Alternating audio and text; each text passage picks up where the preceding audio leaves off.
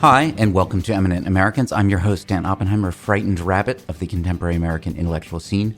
My guest on the show today is David Sugarman, writer, ARC magazine editor, podcast producer of this very show, and agonizing, ambivalent American Jew.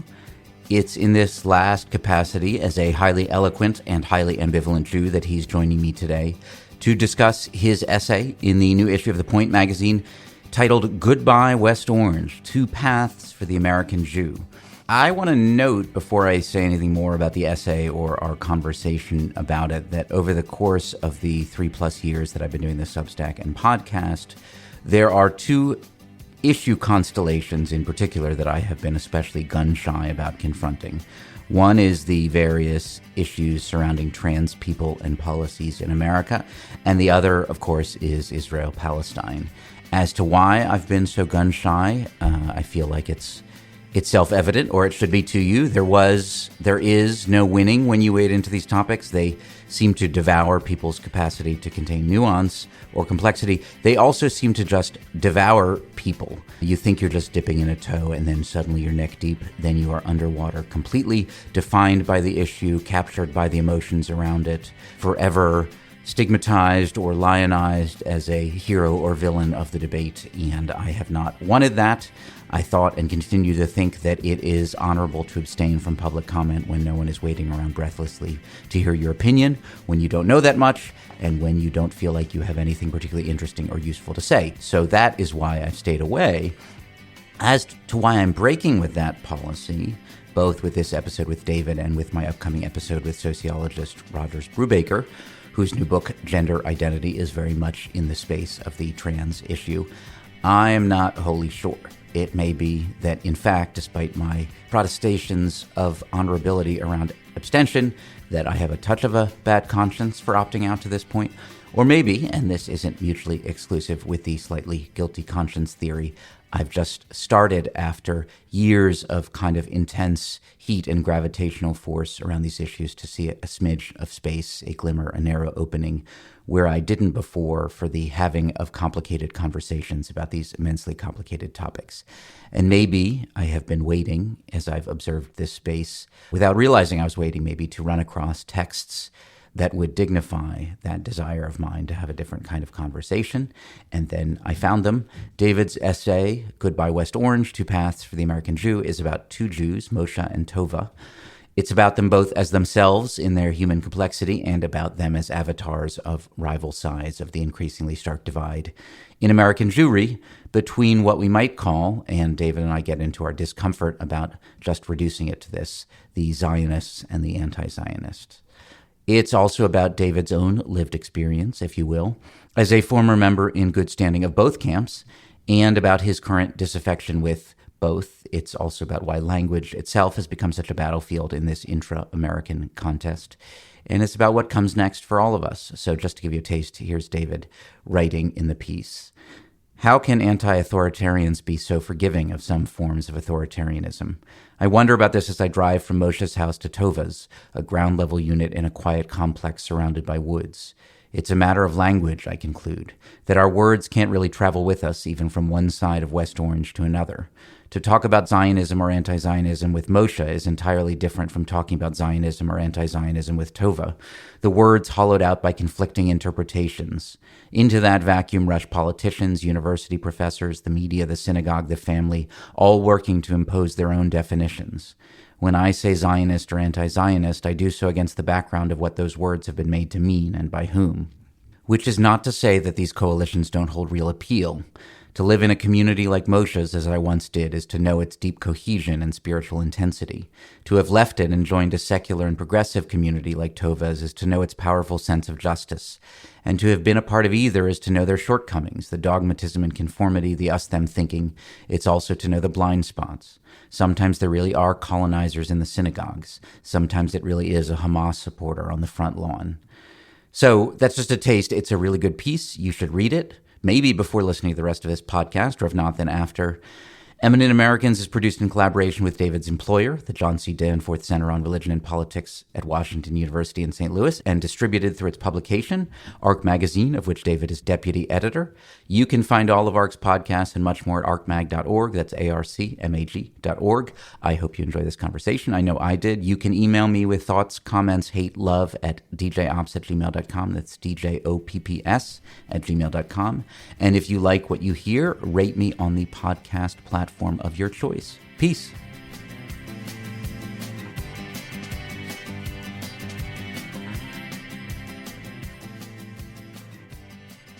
David Sugarman, welcome to Eminent Americans. You're hereby anointed an eminent American by the power vested in me by my editor-producer, which is you, David Sugarman. So you are the first self-anointing guest.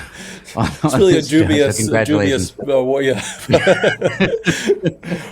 But thank you. But you are here not as editor-producer of this show, nor in your ARC capacity in any respect, but as the author of this excellent essay that I just read a few days ago in the new issue of The Point magazine, which is titled Goodbye West Orange, Two Paths for the American Jew. All right, so tell me what the piece is about. Yeah. So the piece began with my sort of fascination with the protests that were happening outside of synagogues around America. So these are protests that were mostly happening outside of events that were taking place inside of the synagogues, organized by some members of the synagogues to sell real estate in Israel, and in some cases that was Israel proper, in some cases that was over the Green Line in the occupied territories. In other cases it wasn't even to sell land, it was just kind of info sessions about moving to Israel. And there would be these protests that would get organized for outside of the synagogues that would often turn, rowdy and violent. And then I was kind of seeing how on the left, the discourse was like, look at these terrible things that are happening inside of these synagogues. And Mamdani weighed in and said that, these synagogues shouldn't be having events like these.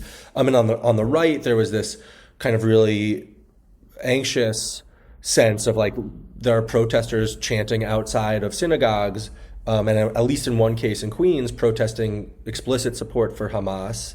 And they were like, we're just trying to go to synagogue. This is as bad as it could possibly be, And I saw in that kind of structural incomprehension something that seemed to capture the larger structural incomprehension of how these different groups of people were not seeing each other and were making each other feel very anxious or offended or any number of things. So I wanted to find a way into that story. And then this particular West Orange story, which took place outside of a synagogue in West Orange, New Jersey, just had a couple of features that made it kind of worth reporting on in greater detail. One was the fact that the two people at the center of this kind of fight, so the person who organized the real estate event at the synagogue, whose name is Moshe, and the woman who organized the protest outside of the synagogue against that event, whose name is Tova, were both, by and large, sympathetic characters. They certainly have their faults as anybody would, but they were, for the most part, really compelling. And then also that West Orange case became, as I was reporting, so this was very fortunate, a crucial case in the Trump administration's efforts to kind of weaponize anti-Semitism against pro-Palestinian speech. And I want to be careful there because it's not to say that the anti-Semitism stuff isn't real, but just that the Trump administration's use of it has been, in many cases, questionable and kind of strategic. And so it was just those sort of features made it something I wanted to report on. Wait, let me interrupt you for a second, David, and say a third element is it's not that far from where you grew up. Well, so that's the part that came later, right? So Yeah. Basically, I'd initially thought that I was just going to really profile these two characters and try to get to know them as deeply as I could. And then they both, and initially it looked like I might be successful in that, and then it turned out they were like, no, we're not going to talk to you. There's these lawsuits.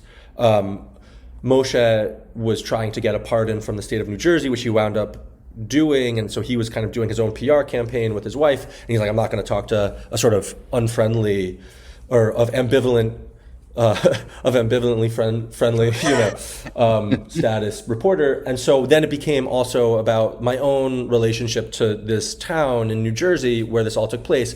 And I grew up not far from there in the Bronx and Riverdale, and many of my best friends grew up in those towns in New Jersey, in these Jewish communities, modern Orthodox Jewish communities around there. So these are communities I feel I know pretty well and understand pretty well. And so then that became the kind of other big part of this essay. It's funny, and I want to get into your essay, but I was going to say it's interesting. There's no reason you would know this. The one substantive thing I've ever written about kind of American Jews and kind of Israel and Palestine has some real structural similarities to this piece. So I'm just saying to foreground it. So it's interesting. So this was when I was in my 20s. I was working at Alt Weekly in Western Massachusetts. And somebody sent me a link to somebody was promoting a documentary. This was a professor at UMass Amherst, I think, who had a kind of left-wing documentary, I'd say slightly propagandistic nonprofit. And he produced a documentary on how the media distorts, a left-wing, anti-Zionist documentary on how the media distorts what's going on in Israel and Palestine.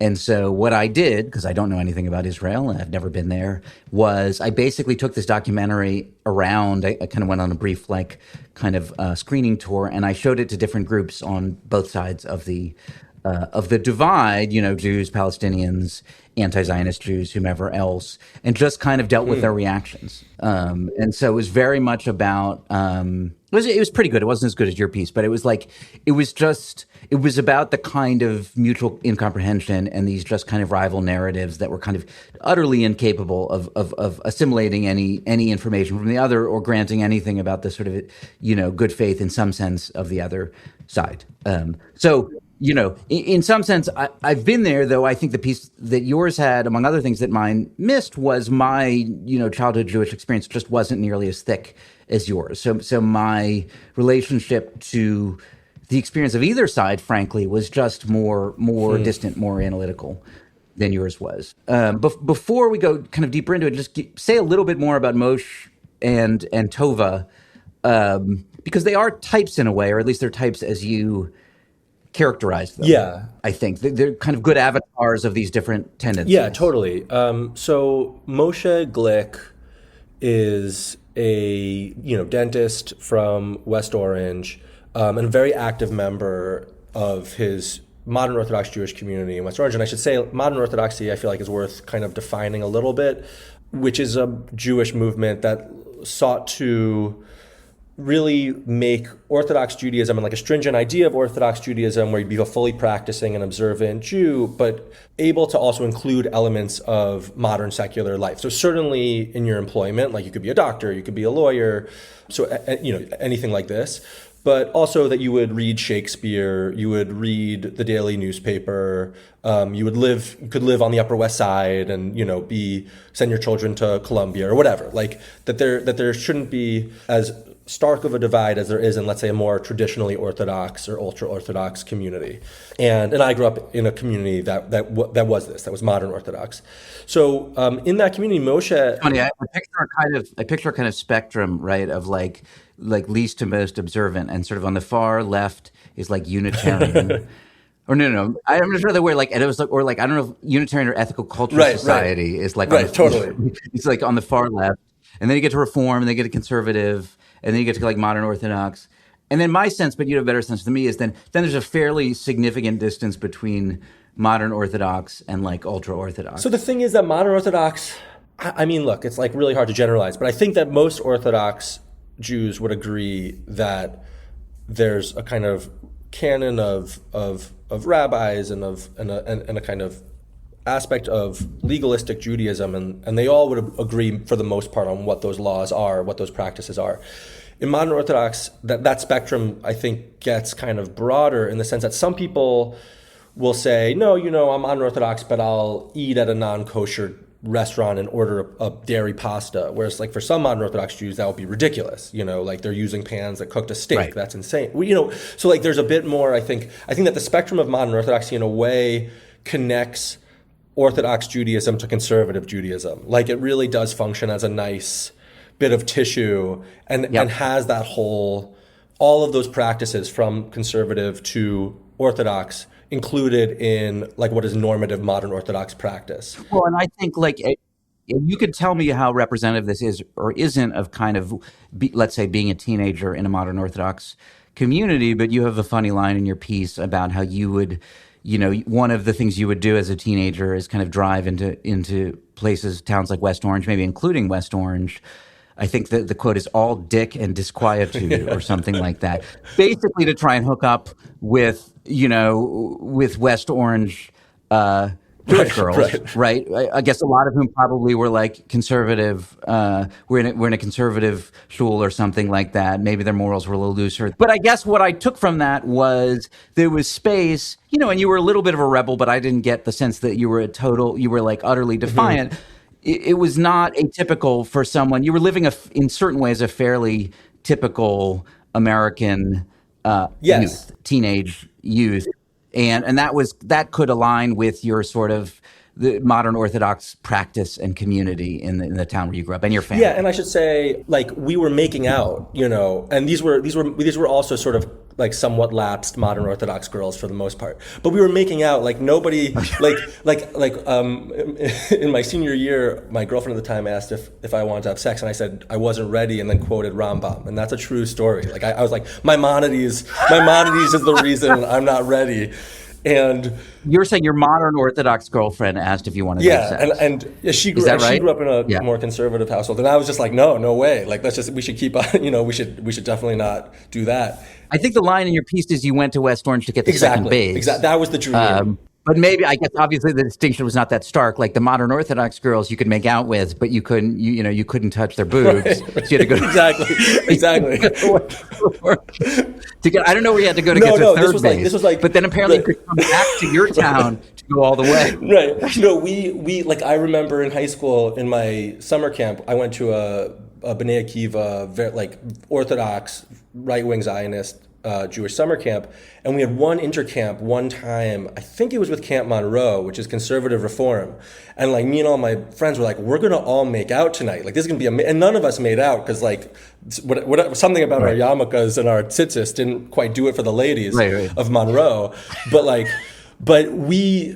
that was our idea. It was like, you meet the conservative and reform girls and this is going to be amazing, which, wasn't true. My apologies to all the conservative and reform girls.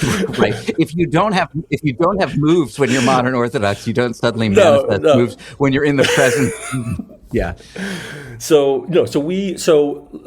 But like that was sort of typical of modern Orthodox high school kids. I wasn't doing anything, there were a handful of kids who were doing things that were really outside of the bounds of what modern Orthodox high school aged kind of American practice was. I wasn't one of those in terms of like those things. Maybe I was in terms of how I was thinking about Judaism and my frustrations and aversions. And they were, because me and my friend group were a bit kind of more philosophically inclined, we were perhaps more like rigorous at least in our minds as high school kids in trying to like take apart this sort of structure.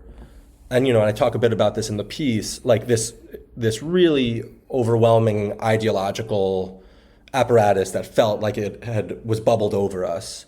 And we were involved in a project for our teens and 20s of like, dismantling that for ourselves, which was one of the hardest things I think we ever did, like as a group of friends. Like it was just incredibly difficult work, difficult intellectually, difficult emotionally, existentially, and so that was a big kind of drama of that time. And the piece, gets into some of this in passing of just trying to. Yeah. Is it fair to say that Moshe is kind of who like a more median member of your sort of cohort might have grown up to become? Yeah, he certainly was very much like the dads of my friends, like really could have been one of my friends' fathers, right? And the thing and to go back to Moshe, like the thing that makes Moshe so compelling is that he strikes. It's actually really funny. My sister just texted me. She just read the piece and she's like, Moshe's my dentist. He's the nicest guy in the world. Wait, he's literally her dentist. Yeah, like and which I wish I'd known because it was so hard to convince him to talk, and then he didn't. Right. But he's really a good man in a lot of meaningful ways, like that are not the norm. He created these funds for people who were having job or food insecurity in his town. He started a after-school program for kids whose parents couldn't afford Jewish education, but who wanted their kids to have some Jewish education. Like, these are not normal things to do. These are things that are that someone who's really thoughtful and deeply passionate about the Jewish community that he lives in does. And then he also, to kind of get back into the story, he also organized this real estate event where they were selling properties in the occupied territories in a town, in a part of Jerusalem that was annexed during the Obama administration by the Netanyahu administration. So that's the sort of gestalt of Moshe as someone who's both like an excellent member of and a somewhat representative member of, to the degree that like I think anyone can be a representative member of this modern Orthodox / Orthodox American Jewish community.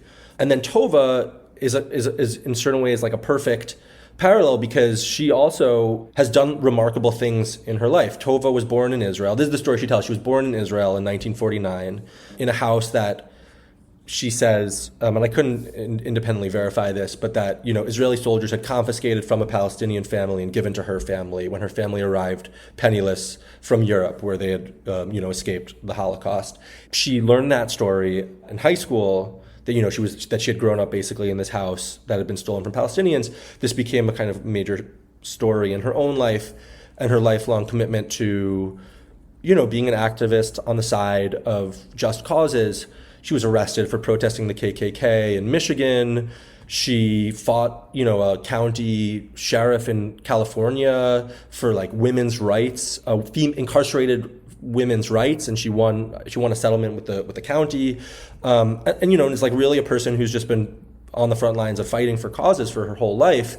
And she was the person who organized or helped organize this protest outside of Moshe's home. They were set to meet on the corner of Moshe's block to then go protest the event that he was organizing. And the basic thing that happened, and this is a focal point in the piece, it's not the only one, but the basic thing that happened is there's this protest that's organized initially outside of Moshe's house, where he's kind of having these kind of real estate presentation. He ends up moving it to a nearby synagogue or Jewish community center, I forget which one it was, because of some security concerns. So the protesters get there, they walk kind of through this, quiet suburban neighborhood to where the event is now happening. A bunch of counter-protesters have showed up, pro-Israel counter-protesters have showed up. There's some kind of police presence, but a kind of ultimately an ineffectual police presence. And people get in their face. They have like vuvuzelas, which are like those South African horns that I first heard about, I think when the World Cup happened in South Africa. Whenever it was that my dad and my younger brother were at. I think they brought some home. So it's just intense, right? People are in each other's faces. They're blowing vuvuzelas in people's faces. What's the specific sequence that happens? And is there video of this or just photos? I couldn't find a video. I was looking for video, but I saw there were photos. Yeah. So I was able to see a bunch of video, and only some of the videos have been made public, and most of those are edited by... Usually, in most cases, it was Moshe, like generally speaking, Moshe's side, as part of this kind of PR push, because he wound up getting charged with assault, and so, which we'll get to in a second. But so there are some videos, and even before this particular New Jersey event, it's just worth mentioning, like these events around the country, and there's been dozens of them, like typically feature quite a bit of aggression and violence going in both directions. And like I attended a few of these myself. To kind of report on them and see what they look like. And they're just seething with like untapped violence and people waiting for a reason to yell at each other and then start hitting each other. And so in this particular case, the two sides, the counter protesters who were there to kind of defend the shul, so to speak, and the protesters who were there to protest the real estate event, got right up in each other's faces. And then one of the counter protesters came around wearing a mask. So this is a Jewish guy sort of furtively and pepper sprayed one of the counter protesters, an Arab American guy, in the face, while this guy was kind of having a quarrel with Moshe, and that seemed to be unprovoked from everything I could watch and report. And so the protester wipes his face, gets the kind of pepper spray from his eyes to the degree they can, and then he tackles the guy who pepper sprayed him, and they tumble down a hill. And Moshe, who's a volunteer EMT, kind of comes running down the hill, and then it's impossible to see what happens. But what everybody agrees upon is Moshe did hit this guy, this protester, on the head with his flashlight. And Moshe says that it's to basically save this counter-protester's life. And the Arab American says it's just assault. And then the kind of two parties separate, and the protest continues. But at this point, finally, the police are able to get everybody onto separate sides of the street, at least. And so there's no more of that kind of violence. So it's after that happens that sort of the next stage of this whole story unfolds.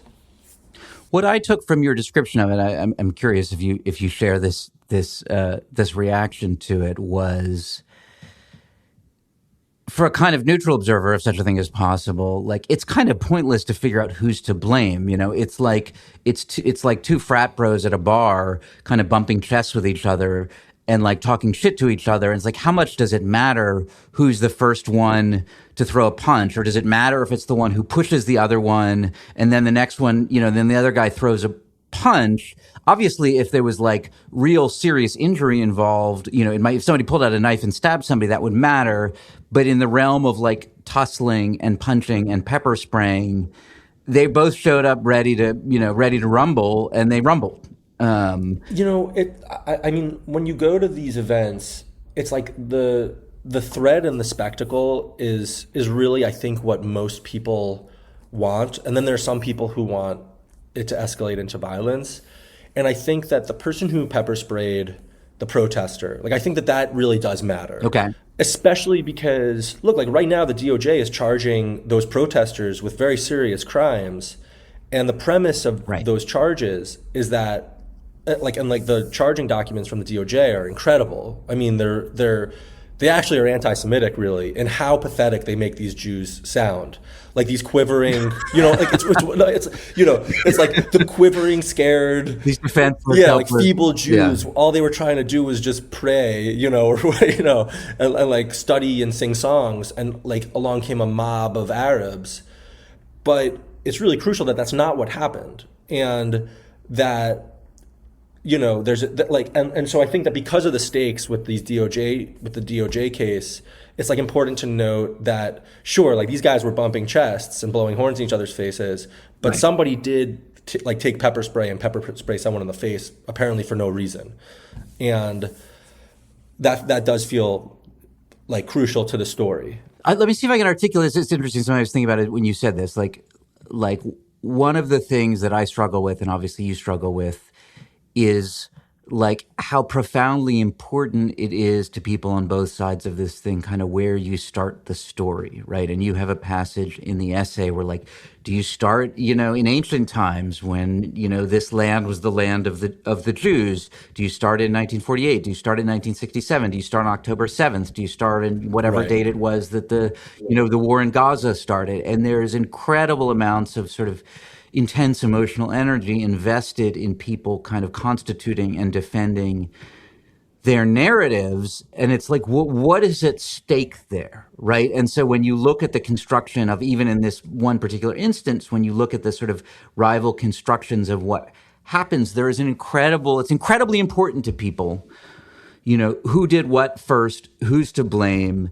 And that is so much of the argument about what's going on over there. And I'm sure you've run into this, and I remember running into it, and I'll run into it now, which is you try to talk about one thing, and then very quickly, if you're talking to certain types of people, it deflects away from that thing to whatever the date is or whatever the offense is, right? You cannot talk, because you can't talk about what happened on October 7th without talking about, what happened, in 1967 or what happened in 1973 or what happened in 1948.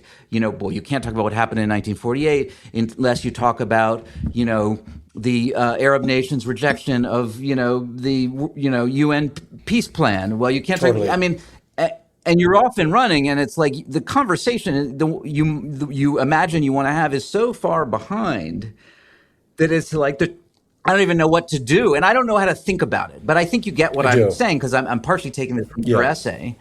Yeah, look, I think that's well put. And on the one hand, it's true that you can't talk about those things without talking about those things. Like this is Right. the sort of epistemological problem. And I don't feel like look, like I grew up in this world. I'm a part of this world. I love, it's my world, and I don't feel confident or authoritative in my understanding of like that list of dates and those chronologies. And like I don't want to go toe to toe with anyone on that. And Yeah. And I think part of the piece, Moshe and Tova are representative in certain ways, but like no one is a perfect example. And I've had this conversation a lot with people since the piece came out of like, and predictably people who identify as, let's say, left-wing Jews will be like, no, Moshe is totally representative of their movement, but Tova is in no way representative of our movement. Right, because Tova has like explicitly, defends Hamas, Hezbollah, says they're fighters for justice. They're, they're part of the kind of noble resistance and things like that. And Moshe, like people who are coming from the modern Orthodox community will be like, well, Tova totally represents the Hamas supporting progressive Jews, but Moshe, doesn't represent our side at all. And in a way, like I'm like, well, this is what the whole. You mean because of his kind of active participation in, pro-settlement? Is that the piece of Moshe? Is it that I think so? Yeah. Like I think hit a dude with a flashlight, or what's the piece of it that they see as not representative? I think particularly like the participation in the colonial project, and like if I could speak generally about that community, most of the people in that community, certainly the modern Orthodox community, and this is, my family, a lot of people I grew up with, like are not supportive of synagogues selling occupied land. And, I thought about the numbers a bit, and obviously it's imperfect, right? But Pew did a study, and 13% of Democrats have favorable views of Hamas. This was in a 2026 Pew study, right? So now if you take instead of Democrats, if you take that to be progressives, let's just say that that's like 20% of progressives or something like this, right? So that's 20% of progressives compared to, let's say, the number of, there's something like 1,800 Orthodox synagogues in America. This is according to ChatGPT. And, how many of them have had events like these, and how many people have organized the events like these? It's a tiny fraction. So I think we immediately get into the problems of like who better represents these coalitions, and no one will ever do so perfectly. Right. Or one of the central claims of the piece is that there's a kind of activist logic at work to the ways that we're talking about these questions, where it's like, well, what's a Zionist? And I think activists on the right and on the left want to define what that term means ahead of someone like you defining what that term might mean, or me. And we're always speaking downstream of these people who are defining these terms for us, which I think come from the Tova and Moshe segments more than they do from, a sort of extremely thoughtful modern Orthodox person or an extremely thoughtful anti-Zionist Jewish person, who's got a long, complicated answer. That's not going to work as well on social media as Zionism is colonialism. I was thinking you used the word, and a lot of what you talk about in the piece is kind of the ways in which these, people are trying to, define words, and they're using the same words but with fundamentally different definitions. And you use the word colonial to describe the project of selling land in sort of, occupied territories. And it's funny because what I wanted to say, and then I realized this kind of started to fall apart even I said it, was let's be clear, you're not talking about kind of this sort of settler colonial paradigm. right? Which would define basically all of Israel as a kind of settler or colonial project. You're using colonial in a fairly conventional sense, which was this was land that until very, very recently was, in the possession or kind of recognized as belonging to the Palestinians, and then it's been seized and it's been colonized. Yeah. Right. But even then you will have people who will argue with that to stay. Like, I think that might still hold for most people, but even then you will say, well, how can we colonize lands that was kind of ancestrally Jewish lands, right? I mean, they would argue with that, but I just want to be clear that you were using the word colonial in a fairly traditional, conventional sense, distinguishing it from, Israel on the, in the side, on the, on the right side, as it were, of the Green Line or something like that, that is kind of broadly recognized as Israeli, territory or something like that. But even with that word, right, you sort of, and you get into these crazy discussions about what is genocide. Like, if somebody asked me is what's happening in Gaza genocide, I don't even know what I would say, frankly. When it first started popping up, I would have said, no, it's obviously not genocide. It doesn't fit the sort of paradigm, the template of genocide that I have, whatever, the Holocaust, what happened in Rwanda, various things. It's not like that. But then I'm watching, human rights organizations the definitions of these things change, right? So, I don't know. Is it genocide? It depends on how you define the terms, not as I conventionally understood it. And then what are the political ramifications to saying it's genocide? Because it's not just a clinical. Sorry, I'll stop there. But look, because here's the thing, right? It's like we are always already finding ourselves in a language game not of our own making. And so it's like, what is the genocide language game really about? And I was joking about this with someone. I want to see somebody at a protest who has a sign that says Zionists against genocide, or and other people's heads would explode, right? But because in the language game, that's actually not an available position. And so I think that's where that's also where some of the terror comes into this of well, what do I say? Even the way you frame that question, right, is what would I even say if somebody asked me, as though you're anticipating being asked, and the terrible worry of I'm going to be fucked no matter what I say. This is the game that I'm playing, and whom does that serve, right? And I think. So much of this, and this wasn't an aspect of the piece that wound up being really important because as it evolved, it was as it was 7,000 words, But I think a lot of this has to do with algorithmic logics that are basically taking activist kind of positions and activist content, which look, this West Orange kerfuffle or melee or whatever you want to call it that happened outside the synagogue is a perfect example of something that was super complicated and then immediately after becomes uncomplicated, by each of the sides who are trying to make it uncomplicated, and then reinforces kind of positions that people already hold. And this was my favorite thing about kind of going to some of the protests.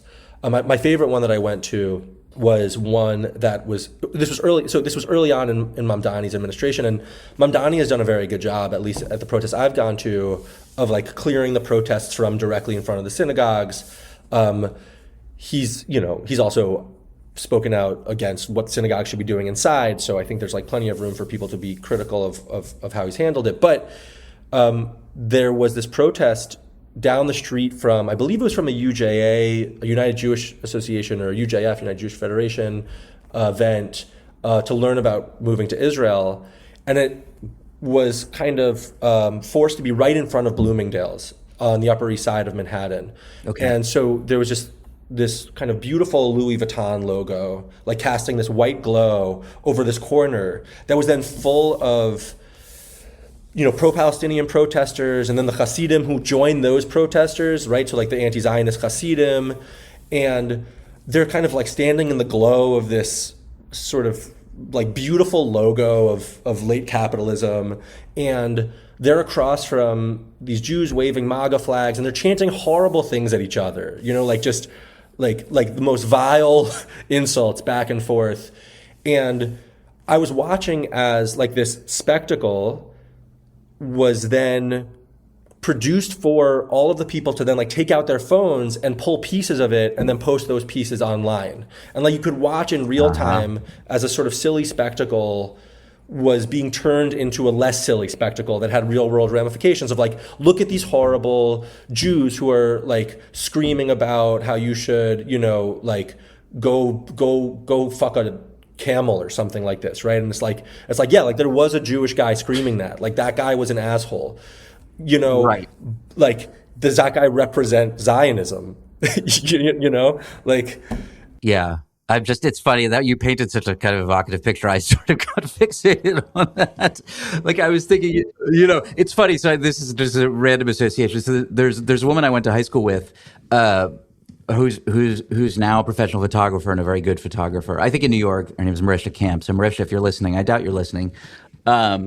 But she photographs. She takes these very sort of moody, hypersaturated photos, and she's done a lot of photography of ultra-Orthodox people, and I think she's Jewish. But she would have her style, taking that photo of all these people kind of screaming at each other, like, you know, spit-flecked, whatever, right, mouths or something like that, but with the Louis Vuitton and this very sort of moody, you know, ambient stylish. Like she would have taken great photographs of that. See, she would have been the one to capture the kind of absurdity and the spectacle of it in a way that was like more complicated than that.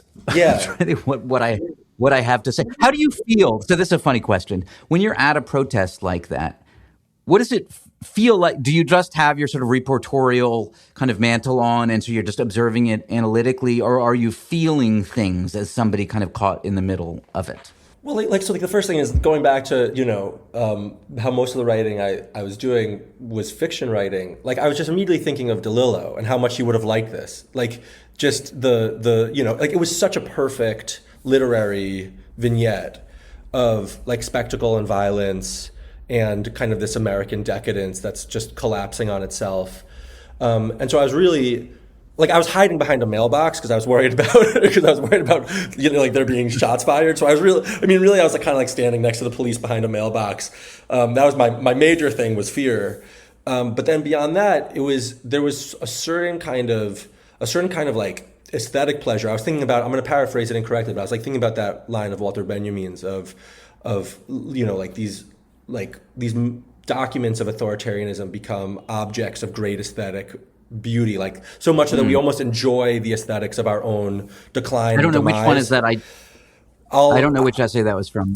I'll have to chase it down, but it's something like this, you know, that like these become objects of kind of beauty, these objects of actual just total collapse. So like I think that there's this sort of appreciation for just how well that encapsulates like what I take to be, you know, I was trying to understand what was happening, and then you go to an event like that and like you actually really see it very clearly. The Hasidim who were there to protest, so these are like Satmar, Maturei Karta guys these are anti-Zionist sects of Hasidim. Like they would there would be van after van of them. Like they'd show up in like Windstars, you know, like beat up old Windstars and Dodges. Like you know, the doors would slide open and like 4 Hasidim would come out. And they would have like signs, you know, and they'd in like heavy Yiddish accents would be protesting, and they'd be next to these like young men who were wrapped in keffiyehs, and across from these guys in MAGA hats waving Israeli flags, and like then everybody would have their phones, and like occasionally somebody would cross the police line and want to kind of start something, and everybody would thrill. Like everybody, like it was just the whole, you know, it was like watching one WWF fighter like finally enter the ring, like crossing from the street to the other side, and they would thrill, and then the police would come and they would move everyone away, and like all of this would be on camera. Like guys were wearing GoPros on their chests, and it couldn't have been more unreal, except for the fact that like there are lots of people downstream of this who are terrified. And who are being manipulated is too strong, right? But like whose opinions are being formed by coming into contact with pieces of that elephant, you know? And so there was something quite powerful and clarifying about observing those scenes, and like you see how small they are, you know, like that's like a big part of it too. Like at the Queens event where there were guys chanting in support of Hamas, which is crazy, right? Like to do that in a Jewish neighborhood in Queens. But it was also, like 13 people. But then it makes major headlines, and every single American political figure, particularly in like the Democratic mainstream, AOC and so on, like needs to condemn that, right? And you're like, this is so wild that like this small group of people is creating the content of a turn of this news cycle. Yeah. Yeah. And we're so hostage to them, right? Like, I mean, even if we are not sort of sucked in by their narratives, like our politics are hostage to them. What we talk about, what is expected of us. I was thinking back when there was all the campus protests against the war in Gaza, and there was one on the UT campus. And, and it was one of these things where it was, in this case, it was just protesters facing off against the police, right? Because they wanted to sort of occupy and set up tents on this one lawn, and the police the state troopers were blocking them. And of course, anybody who was not a firsthand witness to this thing, it was easy enough, maybe there were like 100 protesters or something like that. It was easy enough to, frame your shot that it just seemed like this incredibly intense, massive endeavor. And I just walked over, it was a few hundred yards from my office. I walk over and it's like, it's this tiny little pocket on this vast campus. You could spend, your whole day on this campus going to your classes and everything else and never come across it. Right. Exactly. And it's like, it's not like it's not intense for these people, but all you see on the outside, you would a reasonable viewer would have the sense that the UT campus was just utterly occupied, was utterly consumed with this thing. And you're walking to it and it's so tiny and it's like, it's just fucking crazy. It's crazy. Right? And it gets at this crazy logic of like, so on the one hand, these people are totally not representative, but then on the other hand, they are driving the way these things are spoken about and understood. Exactly. Yeah. And so then, somebody on the right, let's say, feels like, well, they hate us and we can't, and you understand why they feel that way, Well, and the they starts with, left-wing commie pro-Hamas, but it very quickly or immediately bleeds into, left liberals like you and me. And then by the end of the day, it's like Barack Obama and Hillary Clinton, these totally like techno neoliberal center-left, whatever, totally. who have almost nothing in common with these people, right? Exactly. But from the right, we all become one giant blob, and vice versa, essentially, right? Yeah. The kind of parallel logic is like often beautiful. I mean, so to go back to just the original question, being at those protests sort of just clarifies the structure and and like how these streams of information actually work and like who the players are. What is it like? So let's go back to your feelings, David. Yeah. No, but part of it is your own experience now as as an exile from the modern Orthodox community. But now you didn't say whether the shul that you and your family and your wife and your kids are part of is conservative or reform, but some Brooklyn shul and community that you're a part of and sort of struggling with what is the legacy, what is that like? What is the legacy that I'm handing down to my kids? I remember there was a good story. I think it was for ARC, and I forget her name, about the sort of split is it the Brooklyn Co-op or something like that? Over Israel, the Brooklyn Food Co-op over Israel-Palestine. But I was kind of thinking of your experience in light of that. What is it like for you? How do these play out in your own community now in Brooklyn? Which I assume is a kind of moderately progressive. I mean, I'm guessing is a kind of moderately progressive, but probably not all in and sort of pro-Hamas ways, or I would imagine that you would ultimately feel was kind of inhospitable to your family. Yeah, that's a really complicated question because it's complicated for two reasons. It's complicated because I think the Brooklyn Jewish community and writ large is just like a very complicated, diverse, heterogeneous place, and then specifically when you get into kind of the pluralistic spaces where I am, and so that's one reason. Then the second reason is I'm still navigating these questions in terms of my personal feelings about and my relationship to Judaism, and so I'll do my best to answer that without alienating any of the people who you'll have to see, see Yeah. this Yeah. weekend. Well, Yeah. well, it's like, I mean, look, this is one way I think this is one way of answering that question that I think captures what's happening in the community I live in, which is, the school we send our children to is in certain ways very traditional. They study Talmud and Hebrew and Mishnah, and it really does have a rich spectrum of practices among the family. So you have some Orthodox Jews, some really non-observant Jews, and everyone's sending their kids there. And what I loved about it when we moved was like all of those questions were handled with incredible grace and warmth and kindness. So for instance, if you were having a play date with a family on a Shabbat, like you could ask beforehand, like, do you use your phone on Shabbat? Or does your family keep kosher if we're cooking food for you guys or whatever? And that was really beautiful. And whatever answer you gave was okay. Whatever answer you gave was okay, and everyone could just ask the questions. And there was, and it's like all of these sort of big questions of Jewish practice and theology that had divided communities for so long had seemed to be resolved. And then October 7th happened. And it turned out that the one question that actually was a third rail was the sort of Zionism question.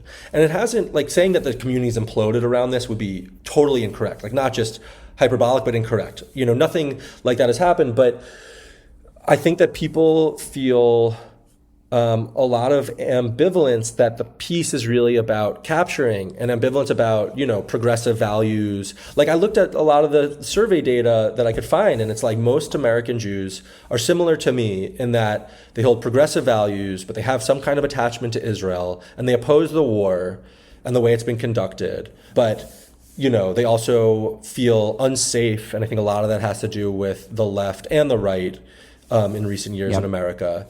And so I think that the community in general, certainly in Brooklyn, it's going to be the left who they're concerned about. I imagine.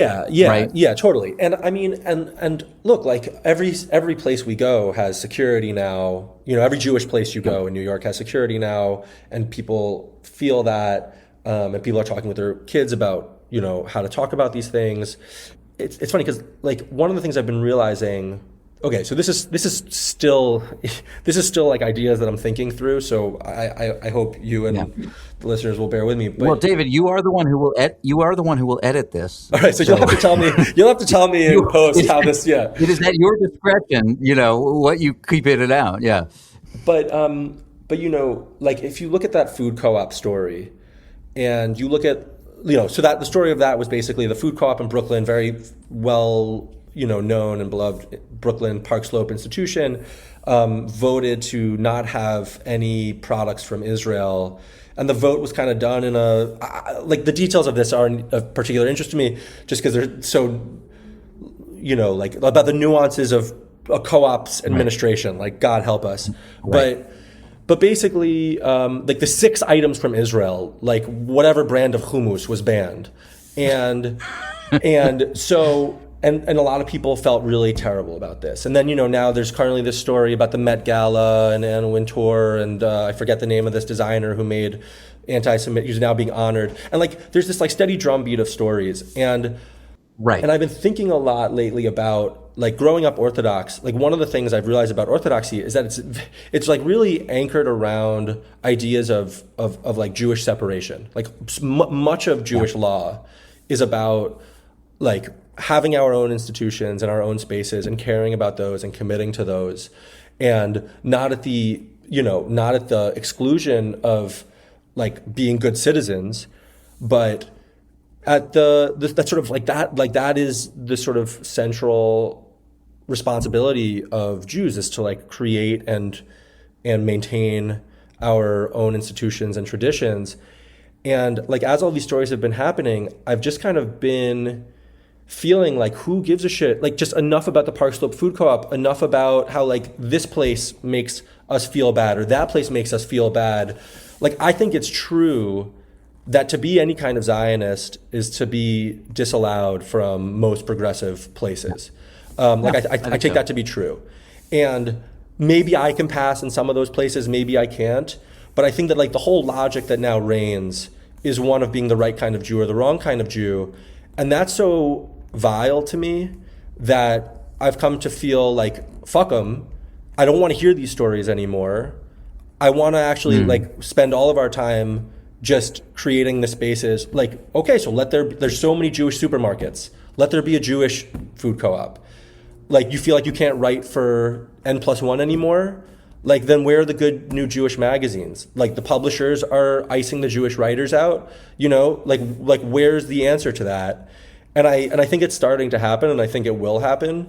So wait, are you, just so I'm clear on who you're pissed off at, are you pissed off at the people who are making it impossible for somebody who's Zionist to exist in these spaces, or are you pissed off at the people who are feeling excluded and are complaining about it? Both. Or both. Really both. Yeah, really both. Like, okay. I mean, okay. like, obviously I think that the like litmus it's bullshit that they're sort of making it impossible to be, you know, a sort of Zionist in the sense that I think like before 5 or 10 years ago one meant, which is just, you know, I even hate this phrasing, you know, the state of Israel has the right to exist as a kind of, you know, Jewish homeland in some sense. Like, you don't think it should be abolished or something like that. So that's bullshit that people are sort of drawing that line in the sand.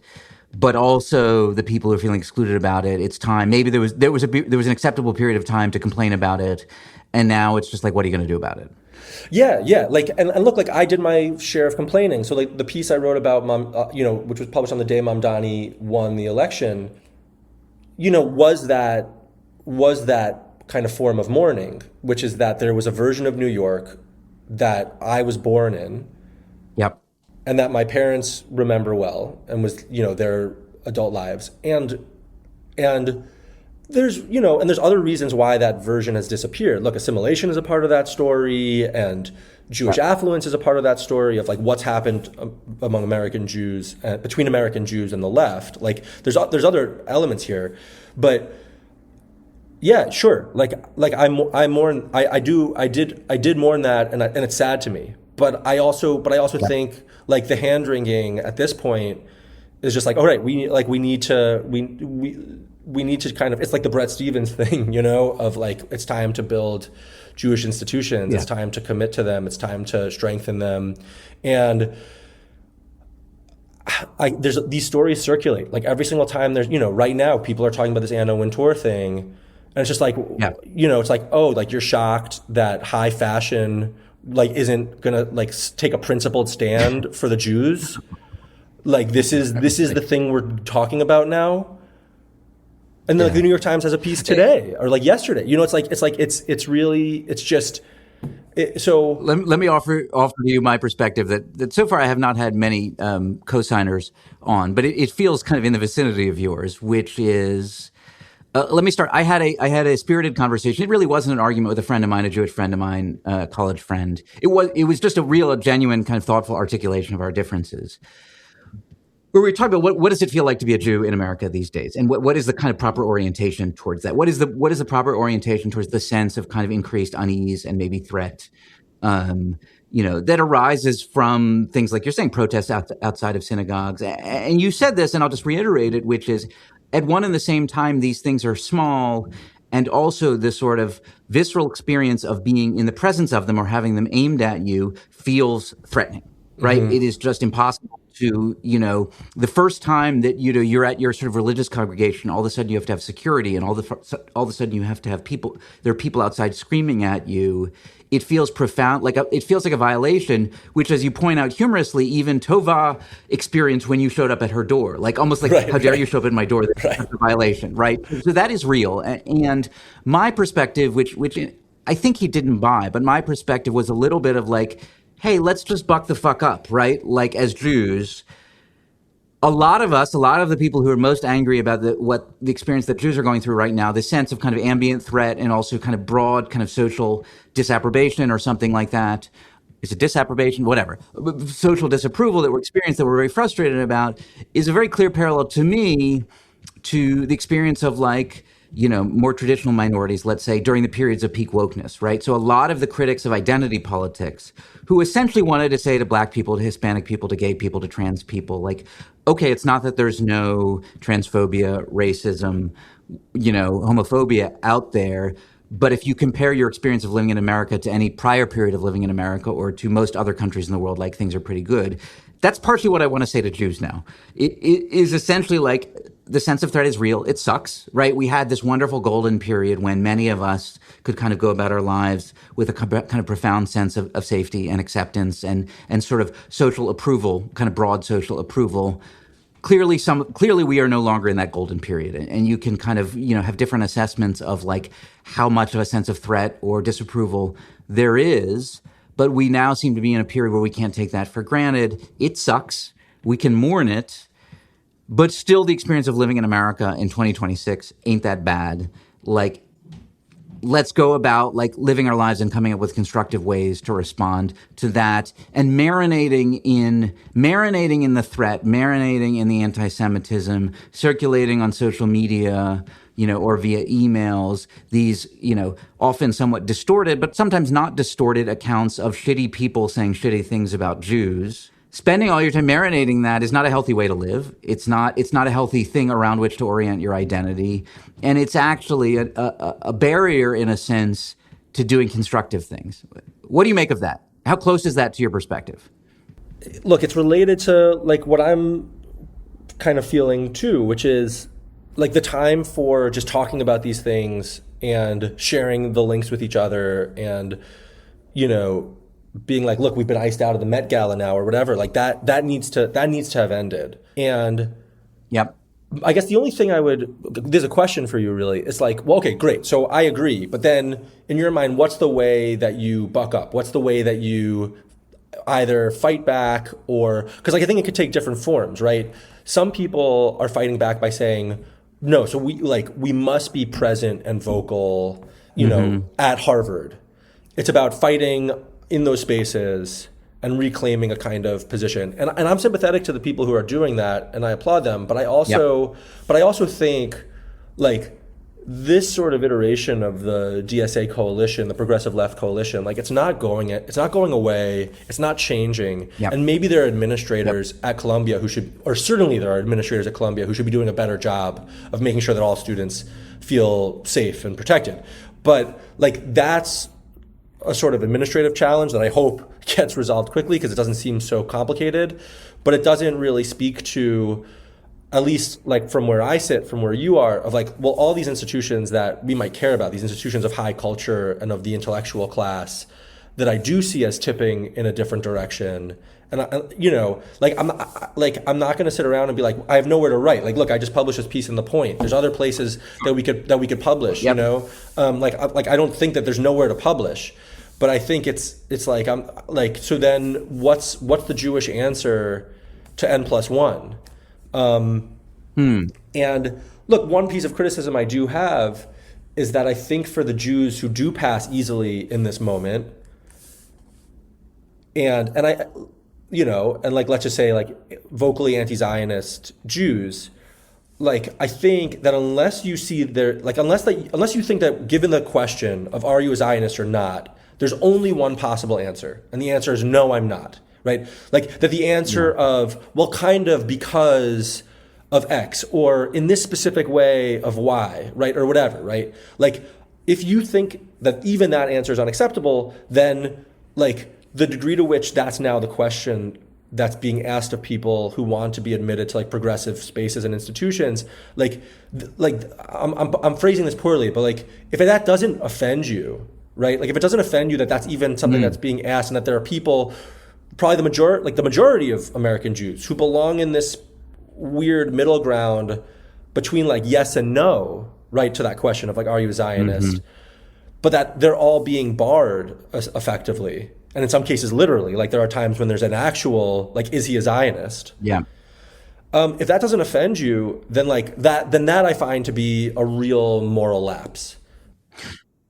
Yeah, I think for me, I mean, buck up is a little bit sort of content neutral in a sense, or sort of position neutral in a sense. I guess it's aimed more, just in the way I frame it, to the people who are thinking a lot about, the sort of experience of being a Jew and feeling more under threat than before, which I think loosely kind of maps to people, who are more in the kind of Zionist camp than the anti-Zionist camp.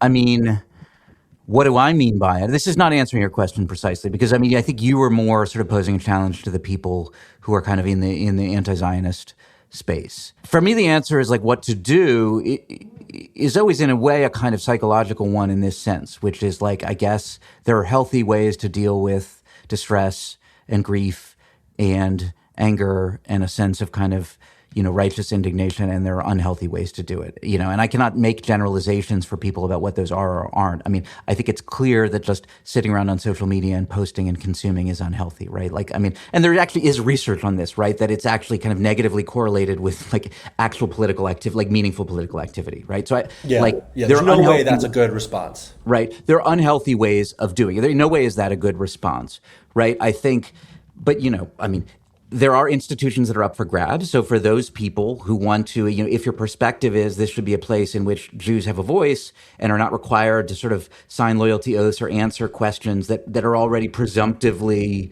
assuming that their position is a kind of unacceptable one or something like that, in the institutions that are up for grabs, like, be part of that conversation and try and, whatever form that takes, being on committees, forming your own groups, advocating for them, whatever the constructive political in local communities are, participate in that. I think, what was the name of the woman who wrote the piece for ARC? I emailed with her. I feel bad that I don't remember her name. It was Amy Sohn. Amy Sohn, yeah, right. She tried to sort of, she participated in the politics of that decision. And then when she lost, she went out and I think is trying to find another kind of, is trying to organize. That seems constructive, right? I think, frankly, what you and I are doing is constructive. Like, we're trying to sort of think about these things and talk about these things in a sort of journalistic, podcasty way that feels that in which we're trying to resist these sort of simple frames. That feels constructive to me.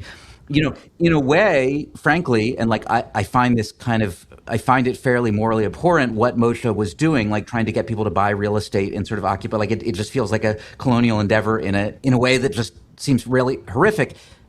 In the sort of content neutral sense, that is a constructive endeavor. Like, Moshe is participating in, doing sort of conventional political activity in the sense that I think produces outcomes. Like, it does produce outcomes. I don't like the outcomes that produces, but within my frame, it is a more constructive endeavor than just posting about how we should be buying real estate in, occupied territories on social media or something like that. I fully agree about content neutral, that Moshe and Tova, right? Like, this is what the activists are basically doing. And then I think because of how ambivalent and confused many or most people feel, they wind up being like reactivists or inactivists, is how I put it in the piece. Like, you're rendered into this position. Now, I think that what Amy tried to do of rallying people and getting people to vote against this thing in the food co-op is great. Like, I don't have a problem with that. But I think that my bigger issue is that then when that doesn't work, there's this kind of shock and hand-wringing around, like, the New York left just did another thing, or another New York institution just did another thing that we feel gutted by. And that's the part, and so, like, it's like, look, people who are fighting in that way, and maybe it's partially that's not my temperament. Like, it's that I don't actually want to be quarrelsome. Sounds demeaning, but like, I don't want to go face to face with another activist. What I actually want to do is like build things that feel brighter and happier and more positive.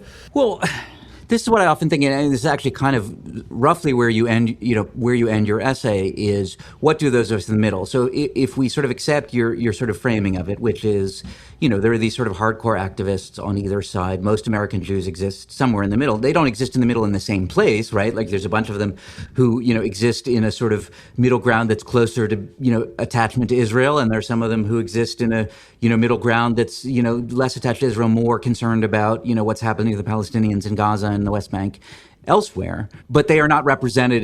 The kind of deepest gut feelings are not represented by the kind of, predominant narratives. And that produces a sense of helplessness, or they experience a sense of helplessness. And so they're just reacting, or they're not acting at all. What do those people do? I think that is understandable. I have sympathy for those people. It is harder to act when you are not operating with what you experience as moral clarity, right? And when you're not operating within the context of an existing tribe, sort of political constellation, whatever. That's just human nature, right? The answer from me is, and who the hell am I to give it? I'm not doing a lot. I'm having a podcast, but I feel confident of this answer, is what it blinds you to, understandably, again, I'm sympathetic to, is actually power is all around waiting to be picked up. And I think this aligns with what you're saying, and we're not accustomed to thinking that way. If you haven't been a particular political person, you don't see it, but it really is there all around you, right? And it doesn't mean you can do anything. It doesn't mean anything's possible. It may be that Amy Sohn had to leave the Brooklyn Co-op because the forces, that were opposed to her were just arrayed against it. It's probably pointless to try and, wage a kind of effort within the DSA to come up with a more nuanced perspective on Israel. But power is always, start a new organization, fight within the organizations that have not been captured by one side or the other, write something, knock on your neighbor's door. Like political power in a democracy, in a relatively open, still mostly liberal democracy, is all around you. It is understandable that we don't see it, and particularly if you haven't had the experience of getting involved in politics, you don't see the ways in which it's all around you, but in fact it is all around you. And the expectation is not that you solve Israel-Palestine. You will not solve Israel-Palestine, nor is it that you will solve anti-Semitism in America. The answer is that there's something right in front of you that you can have an influence on, because most other people are not seizing the power around them either. And so that is the path towards a sense of empowerment and efficacy. And I think if you're not operating within those two rival narratives, probably more nuance. And as you go, you refine your way of thinking about it, and you refine your sense of how to exert power, and you refine your sense of kind of who the players are and all of these things. So that's my answer, but it's not an easy one to sort of take up when you haven't been accustomed to viewing the world that way.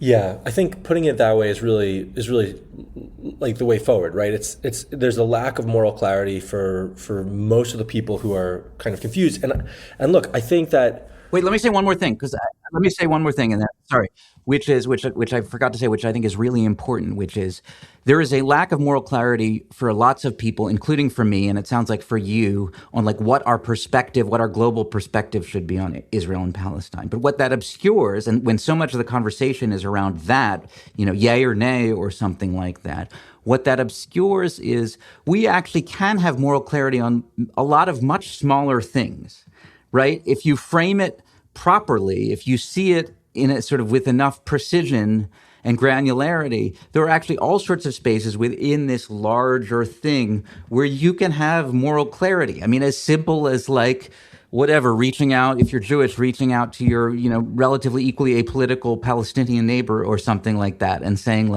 we should have dinner once a month, because it is morally clear to me that people on other sides of this are still human and share a lot of the same concerns, and there is value in connecting. I think a lot of people could have moral clarity about that. But the problem is when the questions are framed in these big global ways that reduce complexity, it's appropriate that we don't have moral clarity about that, and we can't act on that. That seems like the right response when we're forced to answer the questions in that way. So I love that articulation so much. And I mean, the example that you gave, about reaching out to a neighbor, but I just to go back to the piece, because that's really, I think, where whatever moral clarity I have that comes through in the piece, it's not around what should be done in Gaza or the West Bank or Israel. It's about there cannot be land sales in American synagogues, of occupied territories. That is just so bad, right? And there cannot be, and then similarly, I've moral clarity around the question of there cannot be kind of Jews and progressive Jews and just progressives in general who are leaving space open or openly accepting of Hamas and imagining I in the piece I go into how Jewish Currents describes Hamas in this one particular essay, and there's been other places where they've described Hamas differently. I mean, it's funny and it's not funny, but it's as if they're it's the way people described the Black Panthers back in the day or something like that, but with much even less justification. It's they have their great free lunch program or something like that, right? And wasn't. And I just think that if you write this was a piece that they published right after October 7th, and it's what happened? We're going to explain it to you, we're going to give you context. But if you don't in that piece say anything about the tunnels that have, just the subway system's worth of tunnels that have been built under the enclave. And if you don't mention that, right? And that doesn't mean that you're then saying that Israel can therefore bomb hospitals. Like, those things don't follow. But you're just not giving a real story about what's happening.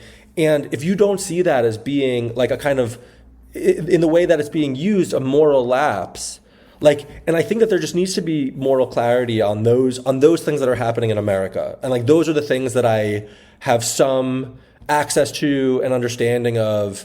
And so that's where this is a kind of intervention that's not just hey, I'm ambivalent, I'm confused, I'm writing that I don't know what to write. It's saying right. There is something really wrong in the way that these things are operating. And we need to be able, as a community of confused on a whole bunch of questions, we need to be able to be but on this, we're very clear. Well, but I think, the difficult question, but the really important question is, let's say, somebody was listening to this and they shared that perspective with you. But unlike you, they don't have kind of the platform of, Arc Magazine or Eminent Americans or The Point or something like that, right? So their action cannot be writing or talking for a mass audience, right, which is a form of action.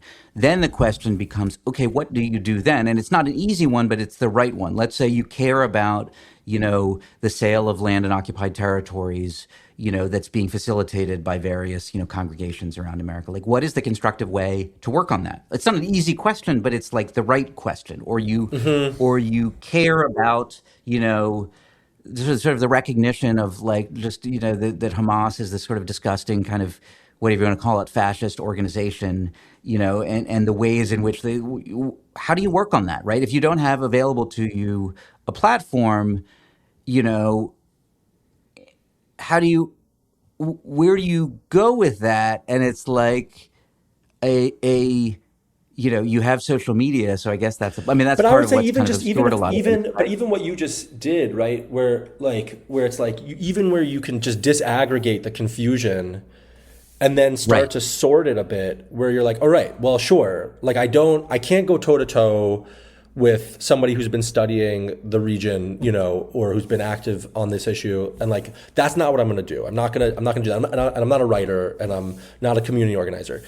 But even if you could just start, I think, to separate out what we're confused about and what we're not confused about, or what we're ambivalent about and what we're not ambivalent about, that itself has its own real power. Yep.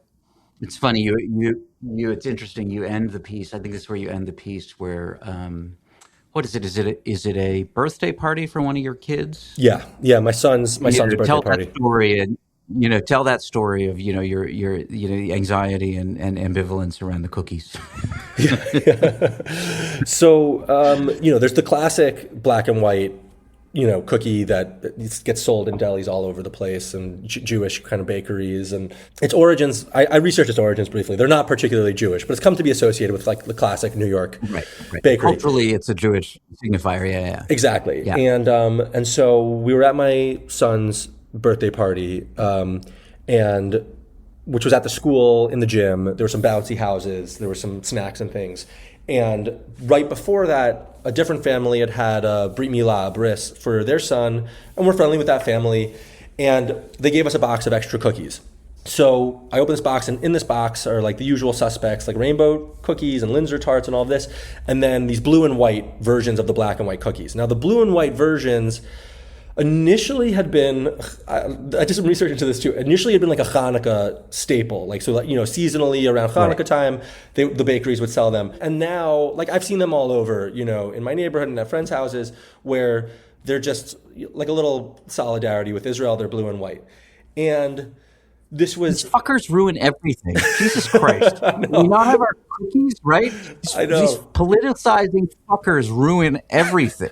Sorry. And the actual thing, the thing I really need to report is I need to do a blind taste test, because in the piece I say they taste slightly worse, but I'm pretty sure they do. But that might be my own bias. That might actually out me as an anti-Zionist. Emotionally they taste worse. Yeah. It's like they taste identical, but this guy doesn't like Israel enough to realize that or something. But it's through that we've learned how I truly feel. But I see these cookies and my heart drops, because of course to put them out, and this was I might not be remembering this correctly, but this was during a period where there were a lot of issues in Gaza around the bread lines, more acute than there were before and after. It was, and there were these episodes where the IDF had gunned down people at bread lines, like really appalling. And in a season of low points for what Israel has been doing in Gaza, like this was an especially low one. And I was like, what am I going to do with these cookies? Like, I've got a bunch of friends here. Some of them are lefties, some of them are not. But I don't feel prepared at my son's 5th birthday party to like now be loud and proud for Israel on this particular day when Gazans are not eating anything. And on the flip side, like not putting out the cookies would be fucking nuts too. Like that's just a ridiculous thing to do. And like to throw them in the garbage, like is just a totally absurd gesture. I like the idea of you also consider just eating them all yourself. I just I guess so you could all. say to this family, sorry, I was so hungry I ate them. Yeah, like I imagine like my children and wife like looking over, like they're busy like getting things ready and I'm in a corner like over like a bunch of crumbs, like in a crouch, just shamefully eating these cookies. And I truly didn't know what to do. And look, like the thing about this is like this is really how it's so absurd. Like in the context of the piece, the real important part of this, right, is that like this is like the talking about the Met Gala thing, right? It's like there's a guy like Moshe who's talking about Jewish sovereignty and like the future of the Jewish people, and there's someone like Tova who's decrying a genocide and talking about like empire, and then like here I am, plating pastries. And that felt pretty right with how I kind of rank my own feelings about this issue. I mean, it's funny because on the one hand, obviously it's absurd, right? And it's like, it would be a great scene in a novel. Maybe you'll integrate it at some point. And then at the same time, do you know the singer John Craigie? Does that ring a bell? Singer-songwriter? Anyway, I forget where he's from. Anyway, really good singer-songwriter, but he has a line in one of his songs that, he's talking about something and then he says, they're first world problems, but they still break your heart. And it's the only life we have. And it's the only life we have. It's the only community we have, whatever community in. It's the only family we have, whatever community in. And like, yeah, I would have the exact same experience, right? And I'm sure Israelis have their versions of those absurdities too, right? Which is you're there and you think to yourself, you want everybody to have a nice time, and you're presented with this cursed gift of a box of, Israel blue and white cookies, and you think, well, what will my anti-Zionist friends think? What will my friends think who gave them to me if I don't put them out? Like, what else is there to think, right? And there is a danger that, I want to warn against. I mean, I don't think I need to warn you against it, but it's like the way of dismissing those concerns is also actually the way, I think, ultimately psychologically towards sort of dysfunctional, reactions to these things. Like, we have to take our feelings seriously and then figure out what to do with them, right? And so, and ultimately you're running through all these scenarios and like, I'll just put the fucking cookies out, right? And presumably there were no problems. Yeah. And so rejecting your feelings as just sort of like the lame, namby-pamby ambivalence of soft American, Jewish intellectuals is a way of not taking your experience seriously, which obviously is not something you do. You do take your experience seriously. You wrote a whole fucking essay about it, right? Like, that's a bad idea. Like, take our feelings seriously and then put them in proper perspective, I think. Yes. I think that's right. And then put the fucking cookies out, right? Right. Like, I didn't question the, like, what's the genealogy of the Linzer tart? Like, what terrible colonial practices are like the Napoleonic period or whatever. The thing that episode brought out, and this is like a very personal conclusion, and I don't where I have some kind of moral clarity on the different ways different people should and shouldn't be in the piece. Like here, I think I don't. Like at that moment, I also thought about like what it means to parent children at this moment, and what it means to parent children through episodes that bring about profound ambivalence and confusion and uncertainty. And, it's okay for a parent to like be confused, but I mean, in that moment, like I was called into one side or the other, and And earlier on in the piece, I quote somebody from the Orthodox community who said to me, like, there's only two sides now. There's our side and theirs, and our side might be the Jews or it might be the Zionists, and theirs, and like there are like these moments where you kind of do have to make a choice between two binary options, and Sure. And in that moment, I did have to make that choice, and like the choice I made was Jewish affiliation in some sense, right? Like exactly affiliation, like with your people, with your whatever your tradition, with your ancestors or something like that. yeah, Not with the Netanyahu government, right. Even though that's what not the with cookies have come to not with basically the mean. properly speaking. What? That's what the cookies have come to basically mean, right? Like that's where like we enter into these language games and we don't choose the definitions, and like the blue and white cookie like has come to mean a full-throated kind of support for Israel at this moment, that I don't have that. Full-throated is a funny choice of words for the cookie. But like but like I and where I'm hesitant to we say have to live with what people will project onto us, right? And that sucks. And it's like by writing this essay in the point, there will be people who read it, even for all its kind of, from our perspective, ambivalence.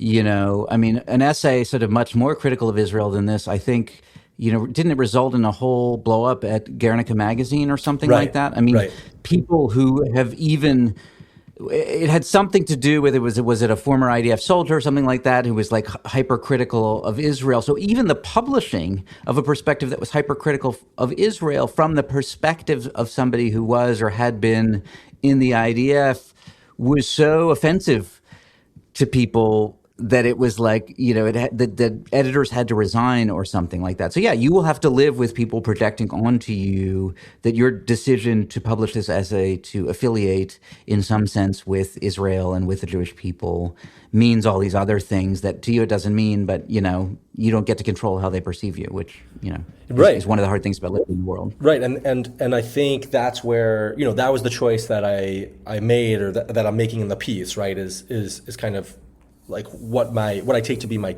community here.